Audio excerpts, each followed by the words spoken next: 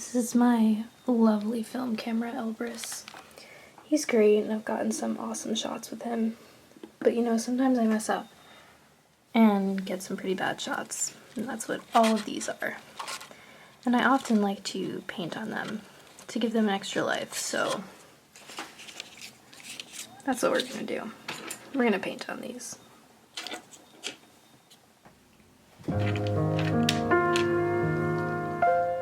Now, before you say anything, I feel like right off the bat, I just need to say that I know this is not Polaroid film.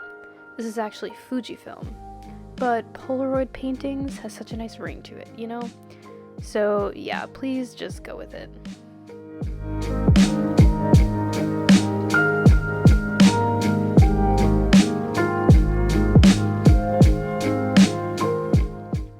I have to start off with a couple layers of white acrylic gesso because the film is incredibly glossy and the paint will not stick to it otherwise.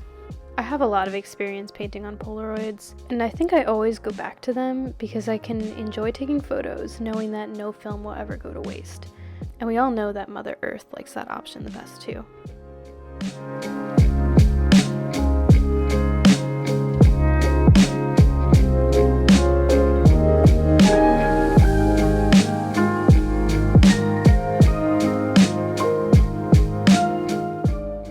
All of these Polaroids are spooky and Halloween themed, but I will say that I think this first painting was my best and my strongest, and it all kind of goes downhill from here, but you can let me know which one you like best.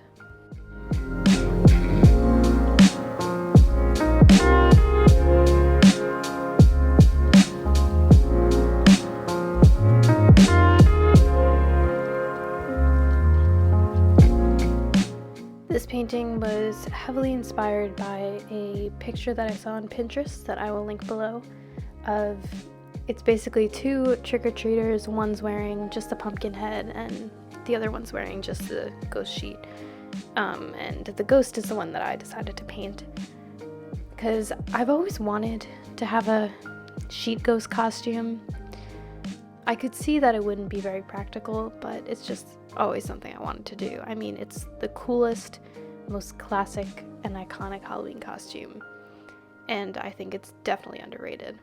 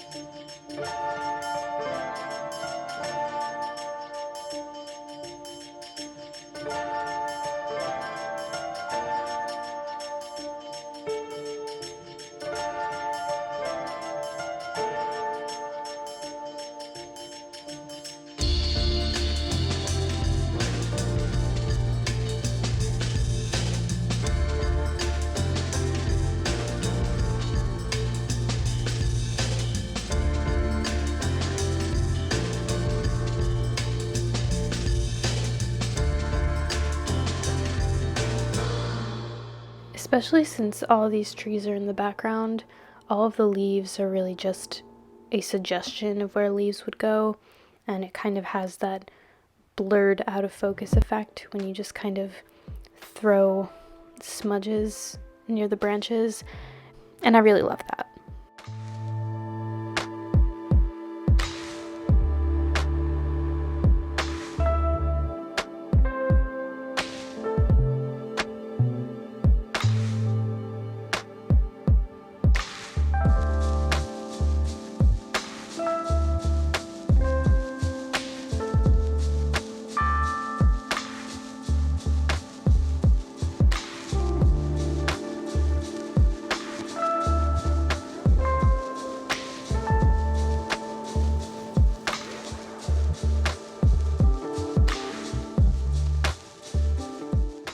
As I was working, I looked down and saw that my hand and my leg were just covered in green paint. I don't even know when or how that happened, but I shouldn't be surprised. It's just the life of an artist, I guess.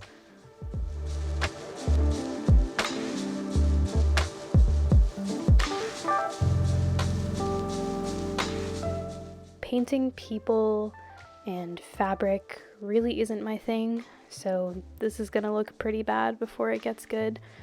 I mean, I can draw people pretty well, and fabric also, but dealing with the color, I don't know what it is, I just really struggle with it. So yeah, this isn't the greatest. I would say that the sheet of the ghost is probably the weakest part of the painting, but you get the general idea.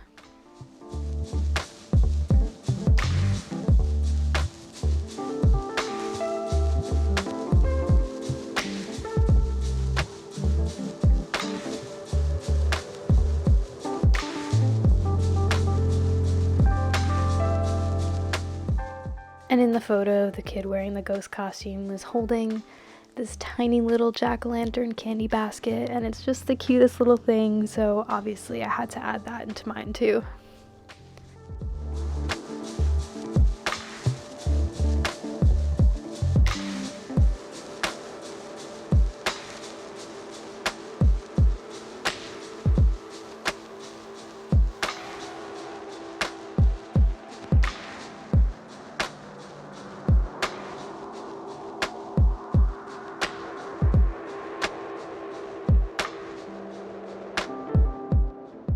I didn't know what I was going to do with the shoes at first. I eventually decided on Converse sneakers because I thought they would be recognizable and look kind of cool, and it's a nice flat shoe, so I wouldn't have to deal with any kind of depth perception of the shoe, which is something I definitely can't do.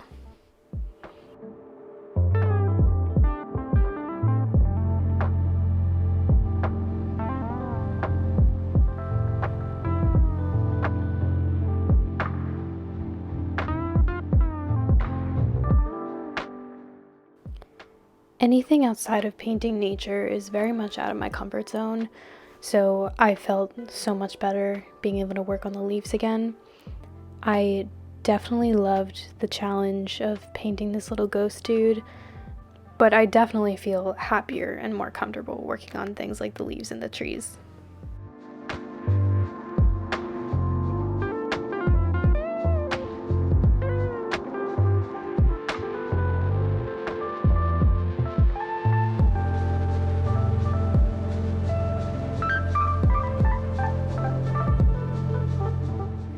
For this one, I had a general idea of where I wanted to go with it, but I gave myself a lot more freedom to play around and add things as I went. And you'll definitely see that towards the end when I start kind of going crazy.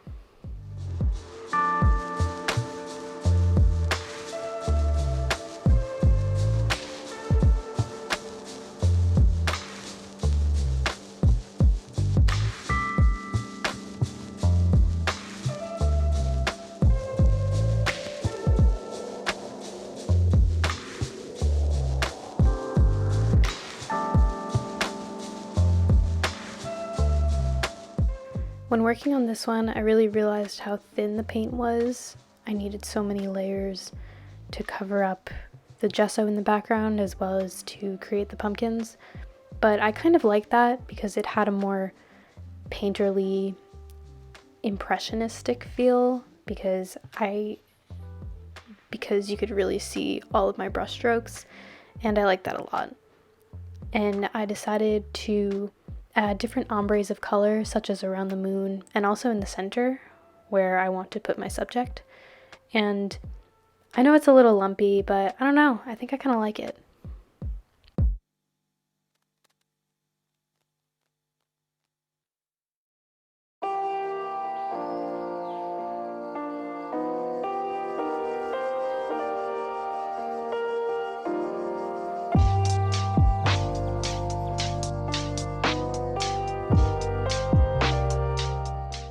I went with a barn owl for this one.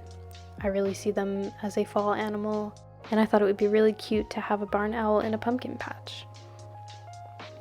I didn't give this barn owl too much detail, and looking at it now, I kind of wish I went back and fixed some of those lines, but this is clearly a very painterly and impressionist style barn owl painting, so I think I'm okay with it in the end.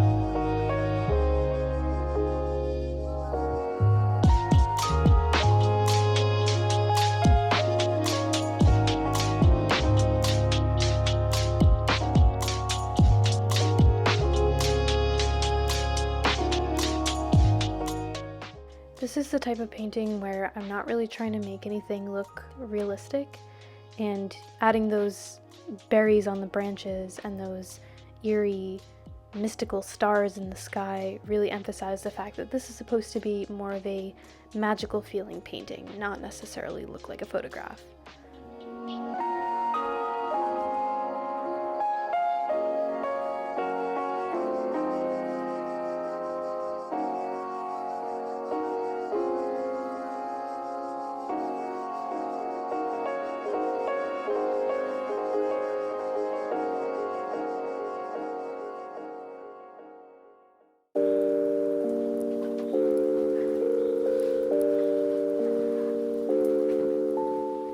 I knew I wanted this one to be simple, and it ended up actually being monochromatic, which I don't know if I've ever actually done before, but it was nice to do something without having to think about the colors too much.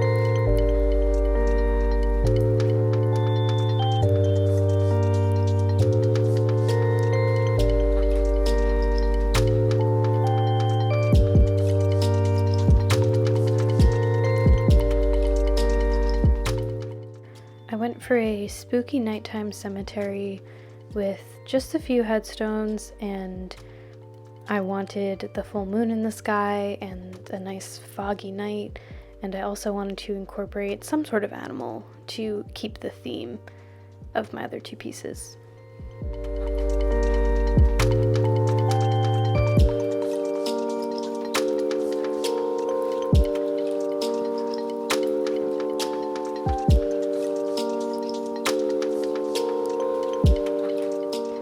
This one definitely got a little messy because I knew I wanted things to be foggy, but I also wanted some details to show through. I ended up just going back and forth between fog and details of the grass, and this is what I ended up with. It's definitely not the greatest thing, but I think you get the idea of an eerie cemetery.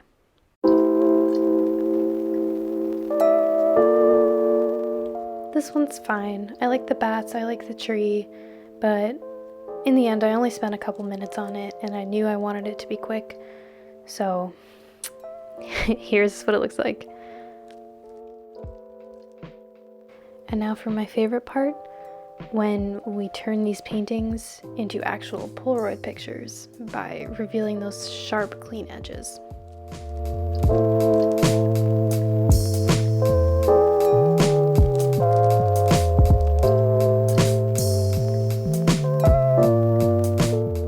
And this is them. I think they look great as a trio, and I love them all individually. They each have their own unique personality, and I hope that I've inspired you to take your old film photos and turn them into something new. Plus, now I have adorable decorations for spooky season.